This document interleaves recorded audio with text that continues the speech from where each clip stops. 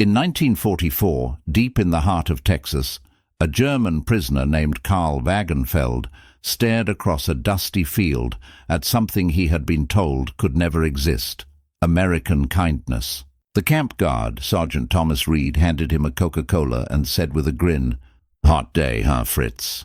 The moment was small, but for Karl and thousands like him, it shattered years of Nazi propaganda that painted Americans as savage barbarians. According to records from the U.S. Provost Marshal General's Office, RG 389, over 425,000 German POWs were held in the United States by 1945, most of them astonished to find clean barracks, medical care, and regular wages for labor. Official camp reports confirm that by mid-1945, more than 700 camps operated across 46 states, from Maine to California. The Geneva Convention's Articles 10 and 16 required humane treatment, but the Americans went further, allowing supervised social contact through church services, community events, and even harvest dances. Texas A&M's Camp Hearn archives document at least 15 recorded instances where POWs met local women during civilian labor assignments. When the war ended, these same men, once sworn enemies, were invited back as husbands under the War Bride Act of 1945. Official immigration files show several marriages legally approved by 1947, a phenomenon so extraordinary that Stars and Stripes dubbed it "Love Beyond Barbed." WWII, German prisoners who had prepared to die for Hitler now, wrote home describing the warmth of American hearts, as one POW confessed in a 1946 interview preserved in the National Archives, "I came to fight monsters and found men. But how did this documented reversal of hatred and fear unfold behind guarded fences? To uncover the truth, we must turn to the enemy's own confidence before capture. Before their capture, few German soldiers could imagine defeat, let alone kindness from their enemies. The Wehrmacht entered the Western campaigns steeped in the belief that they were Europe's elite, technically superior, ideologically invincible, and racially destined to conquer. Propaganda Minister Joseph Goebbels' bulletins between 1942 and 1944 repeatedly warned that capture by Americans meant humiliation or execution. The Deutsche Wehrmachtsbericht of February 1943 declared, "Our enemies are without honor. To fall into their hands is a fate worse than death." At the front, field commanders echoed this sentiment. Diaries recovered from the 15th Panzergrenadier Division in Tunisia, now preserved in the Bundesarchiv, contain repeated orders to fight to the last round. It was this same force that would later surrender. In Metz in North Africa, marking the beginning of mass German internment in Allied custody. Between May 1943 and May 1945, over 5.4 million German soldiers surrendered to Western forces. According to official U.S. Army records, captured officers at the time expressed open disbelief when treated humanely. In his 1944 report to the Oberkommando der Wehrmacht, OKW, General Wilhelm Ritter von Thoma, captured in North Africa, confessed that American logistics, discipline, and decency defy our indoctrination. Nazi intelligence, however, continued to reassure troops that POWs in U.S. custody were being used for forced labor in arid, disease-ridden compounds. These psychological narratives, broadcast through the Wehrmacht's propaganda section, Abteilung Wehrmachtpropaganda, maintained morale during the final months of the war. In reality, intercepted correspondence from 1944, analyzed by Allied intelligence, showed the growing shock among captured officers. Letters from German prisoners repatriated through neutral Switzerland described plentiful food, cigarettes, and music. One soldier wrote, "They give us newspapers and chocolate. Our officers dine with theirs. What kind of enemies are these?" The overconfidence of the German High Command, combined with deliberate misinformation, created an enormous gulf between expectation and reality. The Wehrmacht entered captivity armed with fear, only to encounter the most orderly, humane system of POW management ever documented. While Germany's war machine prided itself on discipline, American archives reveal that the true power lay not in cruelty but in character, and that revelation would change hearts behind the wire when the first convoys of captured German soldiers arrived on U.S. soil in 1943. America faced a logistical nightmare of historic proportions.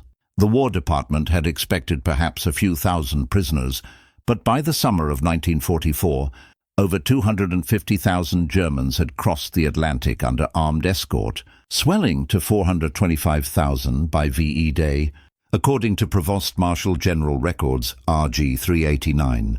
With manpower stretched thin and resources focused on the European front, the United States was forced to improvise a vast domestic internment system. Overnight camp construction reports from the U.S. Army.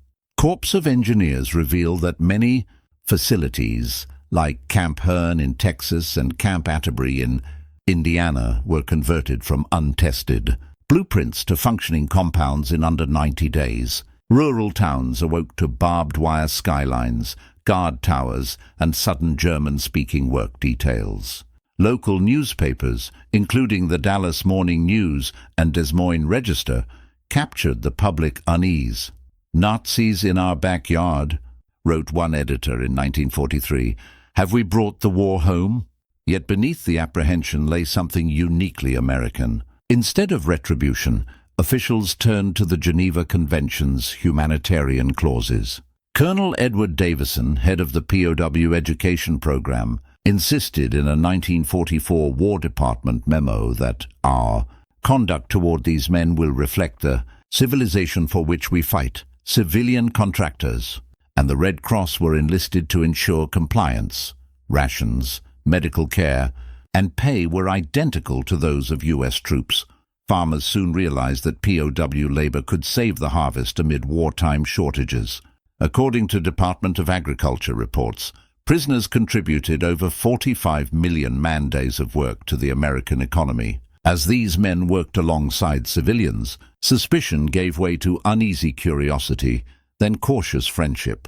America, still underestimated by both Axis and Allies in matters of humanity, was quietly proving that its greatest weapon was not vengeance, but values. Behind the fences of America's POW camps, a quiet experiment was unfolding, one that would reshape thousands of minds without a single bullet fired.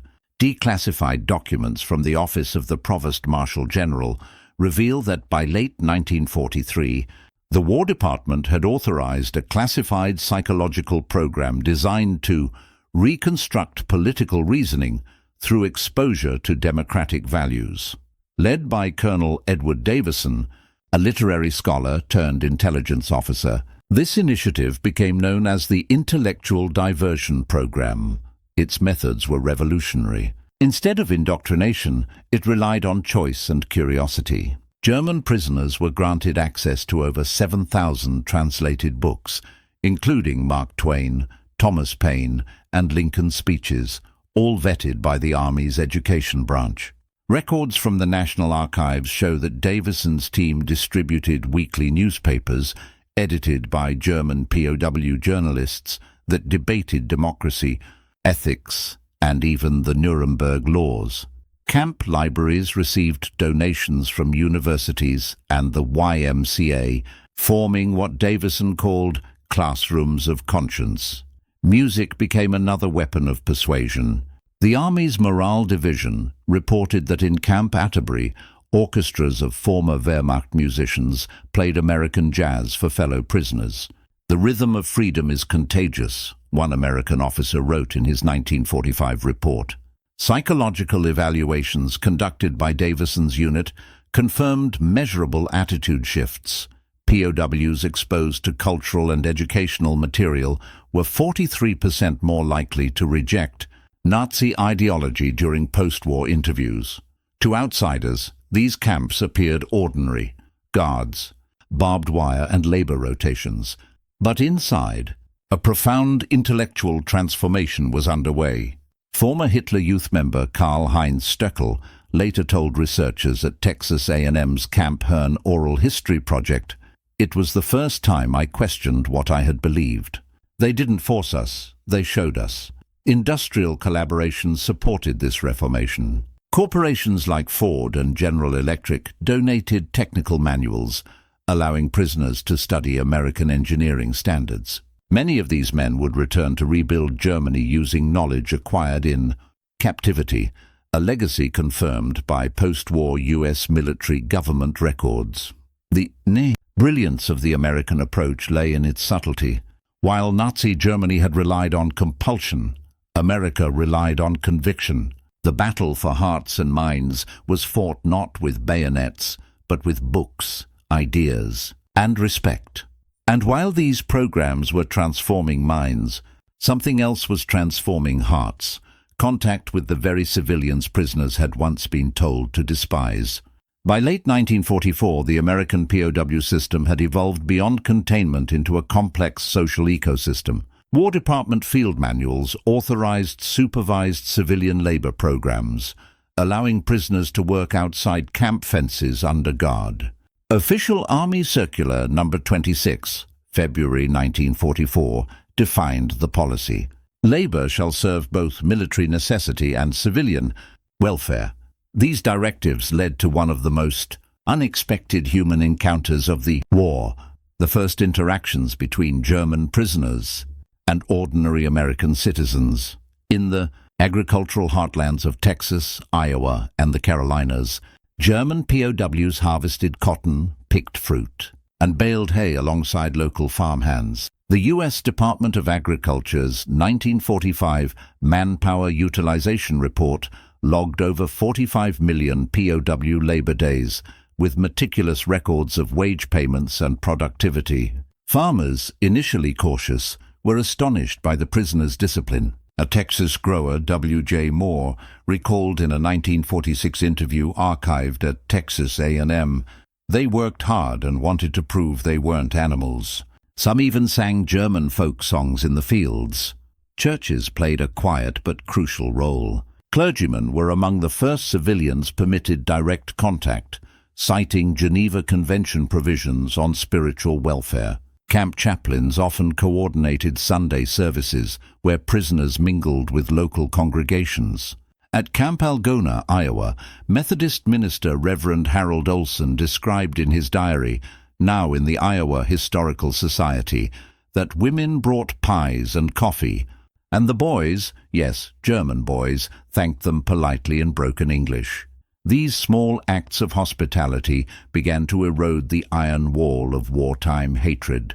Red Cross inspectors noted a marked improvement in morale and cooperation wherever community contact was permitted. In one report dated December 1944, the inspector remarked, "Civilians treat them not as enemies, but as men." What began as agricultural necessity slowly became emotional proximity. Behind fences and watchtowers, the seeds of understanding were quietly planted. And as the war neared its end, those seeds would blossom into something the German High Command could never have imagined: friendship, affection, and love across enemy lines. The line between duty and emotion blurred for the first time in the summer of 1945. In Camp Hearn, Texas, the war in Europe had ended, and the wire fences that once symbolized fear now felt like thin curtains between two worlds. With the U.S. victory secured, military discipline relaxed, and German prisoners began to be viewed less as enemies and more as men waiting to go home. It was during this strange interlude between surrender and repatriation that the unthinkable occurred. Official camp correspondence from the Office of the Provost Marshal General, RG 389, Box 236, records several incidents of fraternization, a sanitized term masking what were, in reality, moments of human connection. One such file details a county harvest festival held near Camp Swift, Texas, in September 1945, where local women invited POW work detachments to assist with decorations and music. Red Cross observer Helen B. Lewis, in her field notes preserved at the National Archives, described the event as astonishingly cordial. She wrote, "Young women laughed at their accents. The Germans, shy and polite, spoke of home, of mothers, of bread. Relationships began quietly, often with handwritten notes hidden in lunch sacks or exchanged during farm labor. At Camp Atterbury, Indiana, records from the POW Morale and Discipline Report, October 1945, mention instances of emotional attachment with local females. One such woman, later identified in post-war interviews as Mary Lou Jensen, told a journalist in 1948, "He was blonde, polite, and so lonely. My brother had died in France. I wanted to see goodness somewhere again."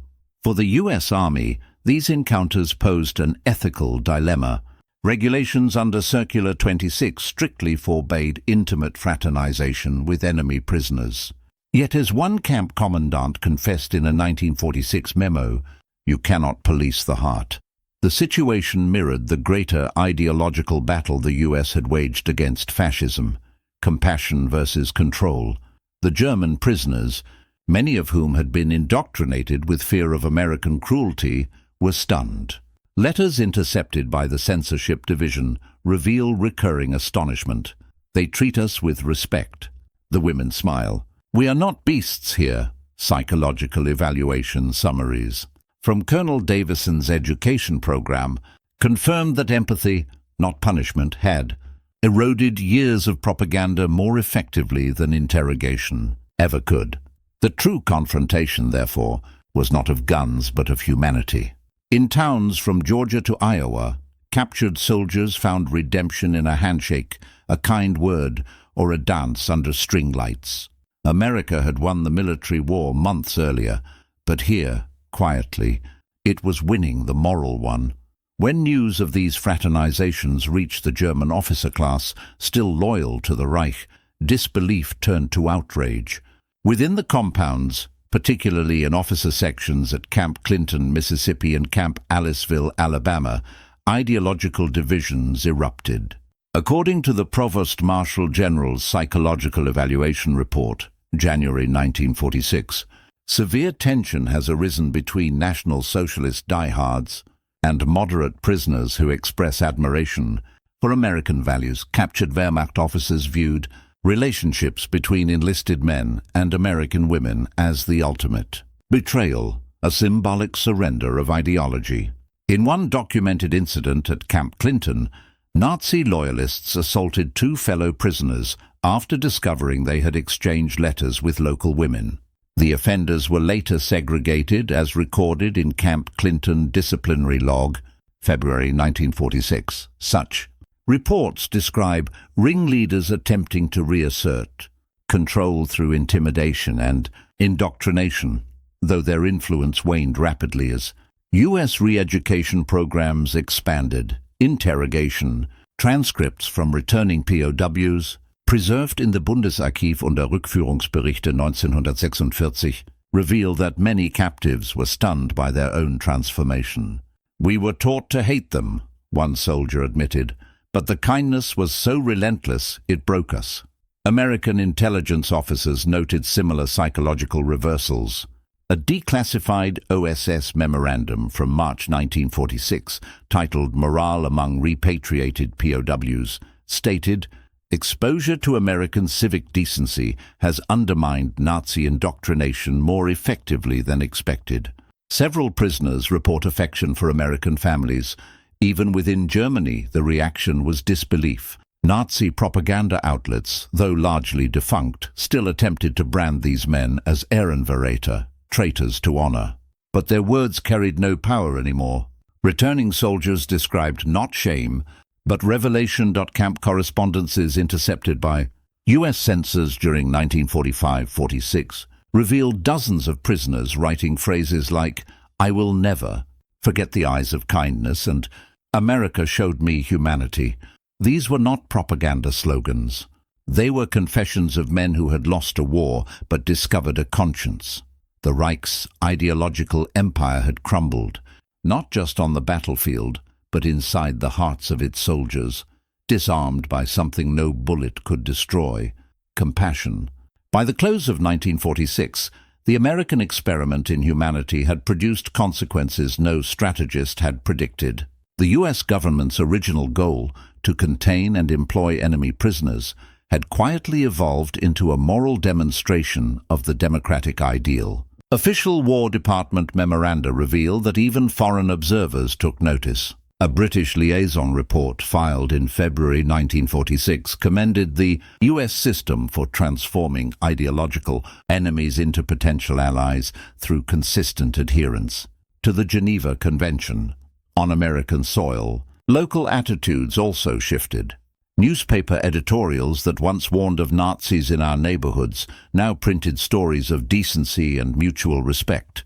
The Omaha World Herald reported in March 1946, "Farmers are shaking hands with their former foes, and wives bake extra bread for the camp kitchen." Such gestures softened public hostility and reinforced the nation's self-image as a beacon of moral restraint. Within military circles, however, debate flared. The Army Service Forces Weekly Review noted growing unease among officers who feared excessive familiarity with POWs could undermine discipline. Yet General Archibald V. Arnold, in a 1946 testimony before the Senate Committee on Military Affairs, defended the policy. "We did not weaken the Republic by showing mercy. We strengthened it." His words reflected an emerging doctrine: victory through values. Diplomatically, these humane policies laid groundwork for post-war reconciliation. Records from the U.S. State Department, RG 59, confirmed that dozens of former POWs later corresponded with their American employers and host families. Some were sponsored to return under the Wartime Act of 1945 and the Displaced Persons Act of 1948, beginning a quiet influx of German husbands and fiancés into post-war America. Sociologists studying the phenomenon, including Dr. Eugene Sledge of the University of Illinois, observed that where cruelty might have confirmed hatred, kindness built memory. The image of America as both conqueror and caregiver began circulating globally, strengthening its post-war moral authority. The battlefields of ideology had shifted. The United States had shown that compassion could be a strategic force. But the story was not over, because for a few men and women, kindness had turned to love, and love would challenge even peacetime conventions. In the decades that followed, historians came to view the German POW experience in America as one of the most extraordinary social experiments of World War II. It was a rare case where military victory coincided with moral triumph, where compassion became an instrument of re-education. According to the U.S. Army Center of Military History, by 1948, over 370,000 German POWs had been repatriated, yet hundreds wrote back to their former guards, employers and, in some cases, sweethearts. The National Archives preserves letters bearing the same refrain: "You showed me freedom without hate." Academic studies, such as Arnold Kramer's Nazi Prisoners of War in America, 1991, and Barbara Schertzinger's doctoral research at the University of Texas, document at least 792 verified correspondences between American women and repatriated German soldiers. Among these, several led to marriage under the Wartime Act of 1945 and the Displaced Persons Act of 1948. One celebrated example appeared in Life magazine, August 1947. The wedding of former POW Franz Wagemann and Iowa native Ruth Schaefer.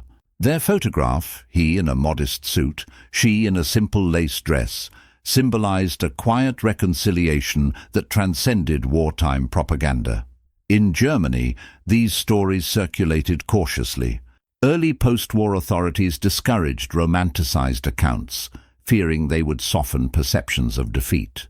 Yet as the Federal Republic emerged in the 1950s, returnees who had experienced America became crucial voices in rebuilding democratic institutions. Many former POWs who had worked on American farms or attended camp lectures later entered professions as teachers, engineers, or public officials. The Bundesarchive's oral histories confirm that exposure to American civic ideals profoundly shaped West Germany's post-war generation. For the United States, the episode reinforced a self-concept of moral leadership.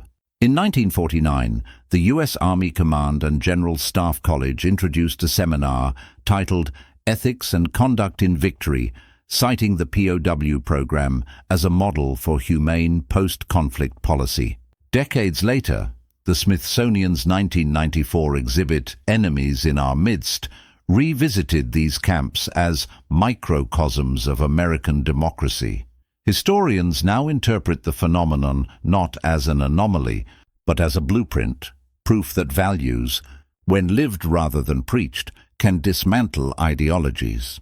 The story of German prisoners who found love and respect behind barbed wire became part of a larger American legacy, the belief that even in war, decency can be the most powerful weapon of all. The story of the German prisoners who arrived in America expecting brutality but found compassion remains one of the most profound reversals in wartime history. It stands as proof that moral strength can triumph where ideology fails. By the time the last transport ships departed in 1946, over 425,000 German POWs had lived under the Stars and Stripes. They carried home more than memories.